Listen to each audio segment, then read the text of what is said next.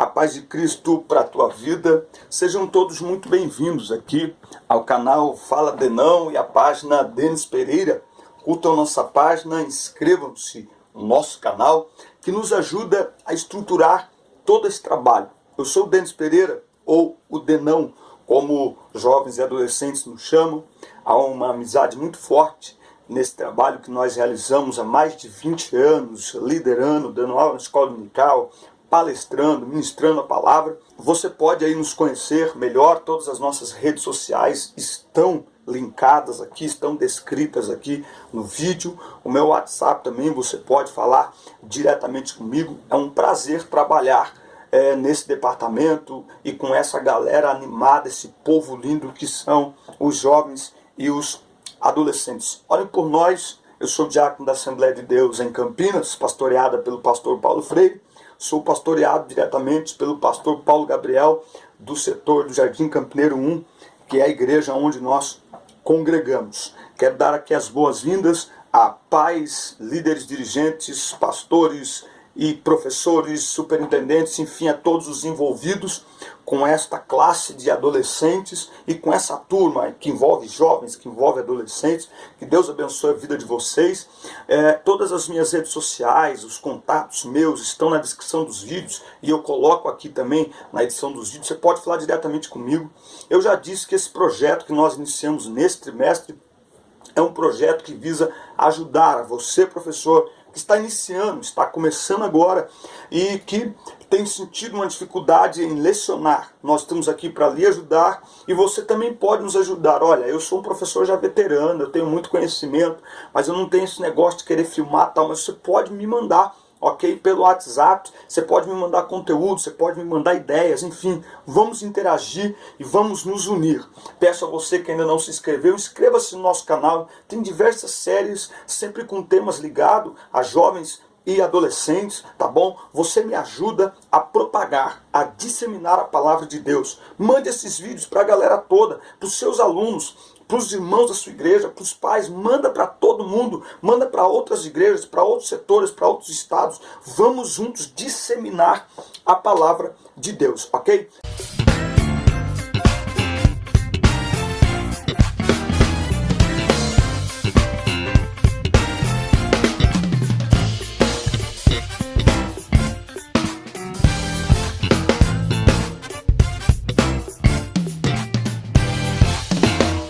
Muito bem, nós estamos então fechando o quarto trimestre, a penúltima aula do quarto trimestre de 2016, classe de adolescentes, cartas que ensinam, e nós estamos na lição 12, falando o que convém, falando o que convém. Então quero convidar você a vir comigo nessa lição, mais uma lição muito bacana, muito linda, e assistir toda a pré-aula, porque no final tem novidades, eu tenho as lições do primeiro trimestre de 2017 para lhe apresentar. Deixo aqui um alerta para as estratégias em relação à última aula que vai acontecer na manhã de Natal e a primeira aula que vai acontecer na manhã de Ano Novo. Estratégias para que o trimestre não fique inacabado e o outro não perca o seu início, não tenha aula inicial por conta dessas festividades, talvez fazer uma aula na semana, alguma coisa parecida. É muito importante a conclusão e o início do trimestre, certo? Muito bom. Nessa pré-aula da lição 12, nós vamos falar a carta que Paulo escreve a Tito, um dos filhos na fé de Paulo, a carta que ele escreve a Tito. Tito é pastor das igrejas da ilha de Creta. Tito é um grego da Macedônia, ele é atraído ao evangelho pela vida de Paulo, pela pregação de Paulo, certo? E Paulo tem uma maneira peculiar. Paulo não é pastor de uma igreja específica, mas ele abre igrejas, ele planta igrejas por onde ele passa e ele comissiona homens para ajudar essas igrejas, para organizar as igrejas, para organizar o ministério da igreja, presbíteros, diáconos, enfim, tá? Então são pessoas de sua confiança. Essa é uma carta pastoral, tá? Não é uma carta eclesiástica, uma carta para a igreja, como é a carta para Galácia, para Éfeso, para Corinto. Não, esta é uma carta como carta a Timóteo, como a carta a Filemon, é uma carta pastoral, certo? Filemon acho que não, Tito e Timóteo. São cartas pastorais. Tem aí mais um detalhe aí para você interagir comigo aí. Manda para mim quais são as cartas pastorais. Vamos lá. É o seguinte, falando o que convém. Tito, o seu nome quer dizer louvável. O propósito dessa carta é a escolha de novos obreiros, o relacionamento entre as diversas faixas etárias e defesa da fé cristã ou da sã doutrina. Ele fala aqui em Tito 1:5. Por esta causa te deixei em Creta, para que pusesses em boa ordem as coisas que ainda restam, e de cidade em cidade estabelecesses presbíteros, como já te mandei. Então Tito faz parte de alguns companheiros que Paulo tem de sua confiança, que viajam junto com ele, e que viajam a mando dele para organizar a igreja, para estabelecer a igreja. Os objetivos desta aula é enfatizar a necessidade de pregarmos a verdade. É demonstrar que a vida deve ser um reflexo da pregação e incentivar a espera da vinda de Jesus Cristo. Muito bem, o texto bíblico está em Tito 2, do 1 ao 10, e o destaque está no versículo 8. Use palavras certas para que ninguém possa criticá-lo e para que os inimigos fiquem envergonhados por não terem nada mal de dizer a nosso respeito. Então, a autoridade para se pregar a palavra tem a ver com a coerência entre o que pregamos e entre o que vivemos. E é disso que se trata essa lição. Creta, a título de informação, era a quarta maior ilha do Mediterrâneo, ficava numa confluência ali que de Creta se partiam em muitas direções, muitos navios. Creta era uma ilha com cerca de 200 quilômetros de extensão e cerca de 100 cidades. Por isso que eu estou dizendo que Tito, ele se tornou pastor, ele foi deixado ali para pastorear aquela região toda, todas aquelas igrejas. A igreja em Creta, a sua origem, não foi Paulo que fundou, mas Paulo, quando chegou lá, encontrou uma comunidade cristã, e a origem muito provavelmente se deve a Atos. No dia de Pentecostes, a Bíblia diz que haviam ali pessoas de muitas nacionalidades, e no versículo 11 de Timóteo, vamos lá, Atos, melhor dizendo, Atos capítulo 2, vamos lá, Atos 2, versículo 11, entre todas as nacionalidades e todas as cidades, cita-se aqui, cretenses e árabes.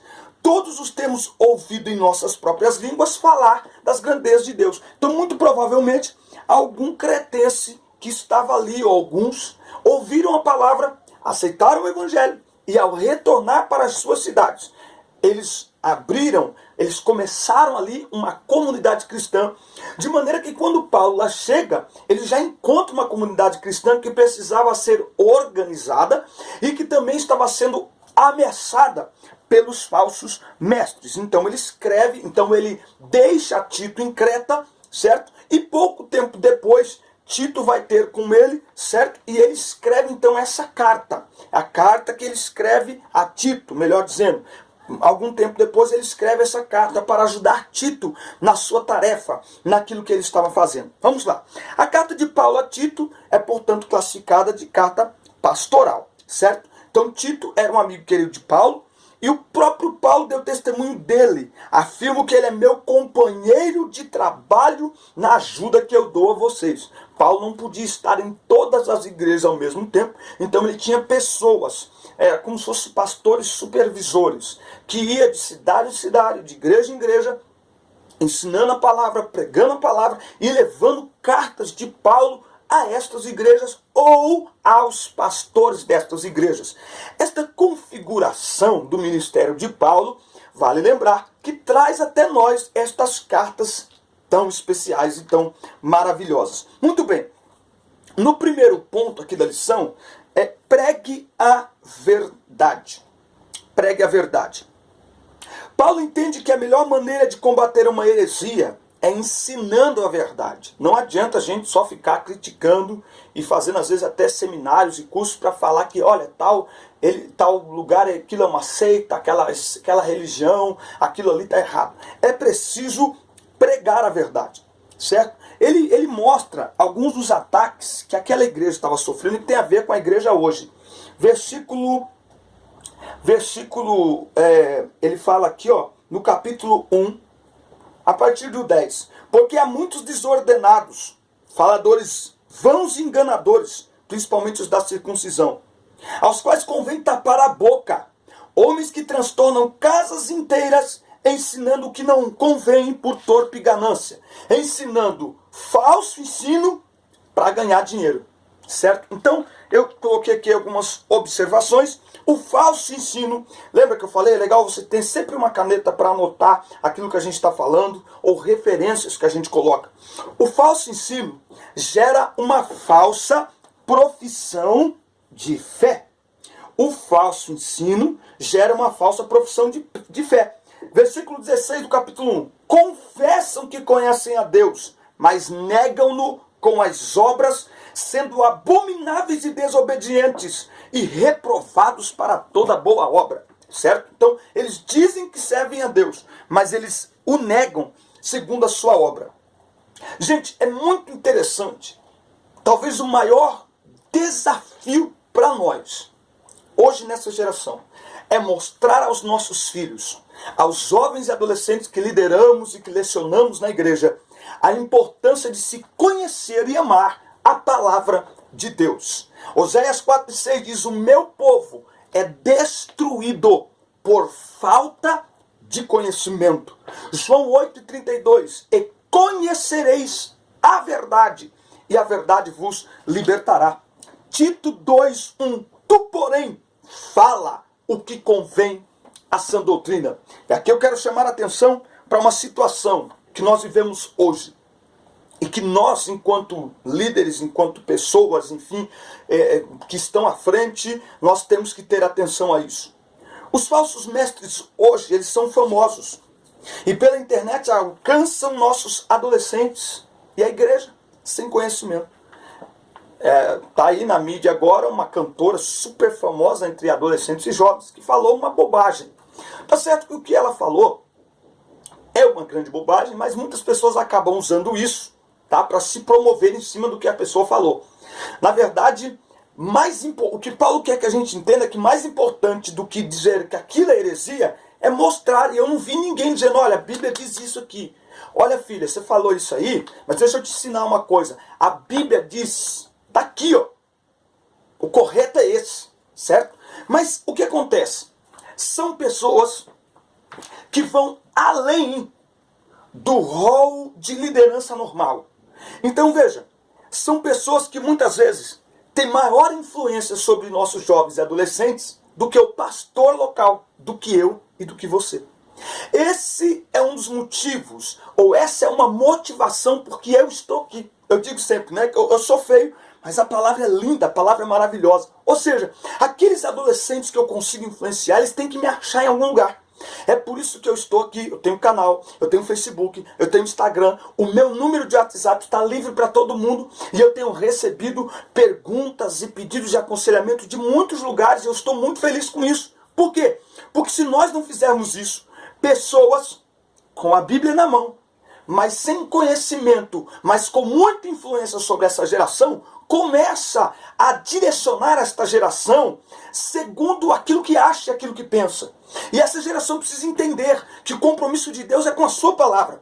Não importa quem diga, não importa quem fale, por mais famoso que seja, o compromisso do Senhor é com a sua palavra. Então eu quero aqui deixar um alerta, eu quero deixar aqui o nosso maior desafio, é ensinar a esta geração a amar a palavra de Deus e a conferir nas Sagradas Escrituras o que está sendo ensinado, a amar a verdade, a aprender a verdade, a se alimentar da verdade, para que possa pregar a verdade, para que possa inclusive combater as heresias pregando a verdade. Então tem muita gente que só combate heresias e tem muitos aceitando as heresias. Por quê? Porque não conhece a verdade. Então todo ensinamento, por mais que ele venha por meio de uma pessoa influente, uma pessoa legal, uma pessoa que todo mundo gosta, mas ele precisa estar fundamentado, alicerçado na palavra de Deus. Então prega a verdade, prega o que convém à sã doutrina, a palavra não contaminada, a verdade verdadeira, a verdade incontestável da palavra de Deus, certo? Então, a nossa regra de fé é a Bíblia. Eu repito, não é este ou aquele que fale, por mais influente que seja, não interessa. Por isso que eu ensino na minha classe que o pessoal sempre tenha um bloco de anotações e anote tudo que está sendo pregado para conferir na Bíblia se aquilo que a pessoa está falando é realmente o que a Bíblia diz. Conferir texto, contexto, para não gerar pretexto para heresia. Tá certo? Então, pregue a verdade. Pregue. Para pregar é preciso conhecer. Para pregar é preciso pregar com a vida. E aí a gente aprofunda um pouquinho mais disso aqui na segunda parte da lição. Seja exemplo de boas obras. O maior sinal de um falso mestre, de um falso ensinamento, é a incoerência entre o que se prega e o que se vive. Por exemplo, tem uma foto aí de um dito apóstolo que está arrastando multidões pelo Brasil, que ele se veste pano de saco, mas o tênis por baixo do pano de saco custa R$1.000. Então assim, gente que cospe humildade, dizer que tem que ser humilde no vestir, mas o cara coloca uma camiseta velha, mas tem um iPhone 7 na mão, tem uma Mercedes na garagem. Então falta coerência e é o que mais as pessoas estão olhando hoje para a igreja. Esse tempo que Paulo escreve essa carta para a igreja em Creta, para o pastor Tito, aquela comunidade estava em um colapso espiritual, em problemas sérios espirituais. A comunidade de pastores estavam sendo assolada pelos falsos mestres. Enfim, o problema é esse, falsos mestres infiltrados na igreja, se vestindo com a igreja com a Bíblia na mão. Por isso que é preciso conhecer a verdade e praticar a verdade. Então, o que Paulo está rebatendo aqui? Falta consistência. Quanto mais desejarmos mostrar o caminho para alguém, mais precisamos estar nesse caminho. O problema é que a geração de jovens hoje quer seguir a multidão, quer seguir o povão. E o problema é que muitos que têm influência sobre essa geração quer falar o que essa geração quer ouvir. É o que Paulo escreve a Timóteo. Uma geração que tem coceira nos ouvidos e que ajunta doutores que lhes preguem aquilo que eles querem ouvir, que massageiem o ego. Uma geração que, ao mesmo tempo que sabe, que diz que quer viver em santidade, que canta que quer viver em santidade, que canta Santo Espírito, és bem-vindo aqui, não aceita não aceita limite, não aceita regra, não aceita a palavra de Deus. Uma geração rebelde, desobediente, distante de Deus. Tem aparência de piedade, mas não praticam. Não se conduzem de acordo com a palavra que pregam. As pessoas olham hoje e não sabem mais distinguir na vida. É verdade que evangelho não é só aquilo que eu visto. Evangelho não é mais um evangelho que transforma por dentro, ele aparece por fora. Ele aparece por fora. Vamos ver? Mateus. Vamos lá. É impossível ser transformado por dentro e não manifestar essa transformação no externo. Mateus 5. Versículo 16. Assim resplandeça a vossa luz diante dos homens, para que vejam as vossas boas obras e glorifiquem a vosso Pai que está nos céus. 2 Coríntios 5,17. Quem agora está em Cristo, nova criatura é. Acabou, é outro comportamento. 1 Pedro 15,16. Assim como é santo aquele que vos chamou, sede vós santos em toda a vossa maneira de viver. Porque ele disse, sede santos, porque eu sou santo. Santo é consagrado, é separado para exclusividade, para servir a Deus. Certo? Então, o problema é essa falta de coerência. Aí eu pensei numa coisa. Os meus filhos sempre estão de olho em mim. Eu tenho a Júlia de 16 e o Abner de 12. Então eles estão sempre olhando para mim. Então eu comecei a me preservar mais no trânsito. Por exemplo, isso desde que eu aprendi a dirigir. Cinto de segurança. Agora você imagina eu não usar cinto de segurança e aí quando meu filho for tirar a carta, eu falar para ele, você tem que usar o cinto de segurança. Não é coerente. Ele vai falar, mas o senhor não usa. Não, mas eu não é coerente. Então como é que eu vou ensinar se eu não pratico aquilo que eu prego? Tá? Então, a credencial de Tito para pregar o evangelho e defender a fé era a sua vida coerente com o evangelho que pregava. Tito era irrepreensível. Irrepreensível. A sua vida não era apenas um discurso mas a prática diária de sua pregação. A autoridade exercida estava no fato de as pessoas, principalmente os falsos mestres, eles não podiam rebater a Tito, porque ele ensinava com a vida. Por que hoje quase ninguém está ensinando sobre ética? Porque falta ética. Sobre honestidade? Porque falta honestidade. Em pequenas coisas. Por que o Congresso Nacional não tem moral para, perante a sociedade, falar de ética? Porque eles não são éticos. A maioria, a cúpula nacional, está envolvida em falcatruas. Está envolvidas em processos. Ah, mas ainda não foi julgado. Mas será que alguém que tem 11 processos do qual é réu, será que nenhum desse é algo verídico, verdadeiro? Será que se ele fosse uma pessoa honesta e irrepreensível, o nome dele estava nesses lugares? Então pregue a verdade, seja exemplo, seja padrão de boas obras. Padrão de boas obras. E aí eu peço para vocês, professores, líderes, dá uma olhada nos sites de perguntas e de pesquisas de jovens e adolescentes. Dá uma olhada. Confere aquilo que vocês, os assuntos polêmicos, em sites, no YouTube. Confere os comentários abaixo, vocês vão ver qual é a visão que o mundo está tendo de nós. Uma visão deturpada, uma visão de que muitas igrejas não servem senão para enganar as pessoas. Porque é tudo que eles estão vendo. Falcatruas, envolvimentos com coisas erradas, envolvimentos com ilícito. Paulo está dizendo, seja exemplo das boas obras. Isso é para nós, em primeiro lugar. Eu tenho que ser exemplo do que eu prego. Eu tenho tido a oportunidade de pregar para muitos jovens e adolescentes, somente agora em 2016 foi 90% das ministrações, das palestras para jovens e adolescentes. E sempre os meus filhos estão comigo. E é um grande desafio. Tem muita gente querendo pregar santidade, querendo ser usado por Deus. Mas há um preço a pagar. Seja exemplo, pregue com a vida. Que as pessoas, ao ouvirem você dar a aula, ao ouvirem você no púlpito, elas digam o que ele está falando, ele vive. Acabou. Seja exemplo de boas obras. Por quê? O falso ensino perverte famílias e gerações inteiras. Mais uma vez, é preciso amar a palavra de Deus. João 14 e 21. Aquele que tem os meus mandamentos e os guarda, esse é o que me ama. E quem me ama será amado de meu Pai. E eu também o amarei e me manifestarei a ele. Quem ama a palavra de Deus, Jesus está dizendo, eu me manifestarei àquele que me ama, porque quem me ama guarda a minha palavra. Não interessa o que o mundo está dizendo, é preciso guardar, é preciso ler, é preciso meditar, é preciso praticar essa palavra. É preciso viver uma vida diferente, que o mundo veja a luz de Cristo em nós. 1 Pedro 2,9. Mas vós sois a geração eleita, sacerdócio real, nação santa, povo adquirido, para que anuncieis as grandezas daquele que vos chamou das trevas para a sua maravilhosa luz. Exemplo de boas obras é alguém que ilumina os ambientes por onde passa. É alguém que ilumina a escola, é uma luz na escola, é uma luz na internet, é uma luz em casa. Tem que ser coerente.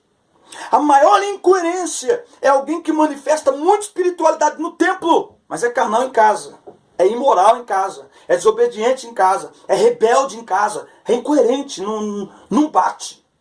E esse é o maior problema dessa geração.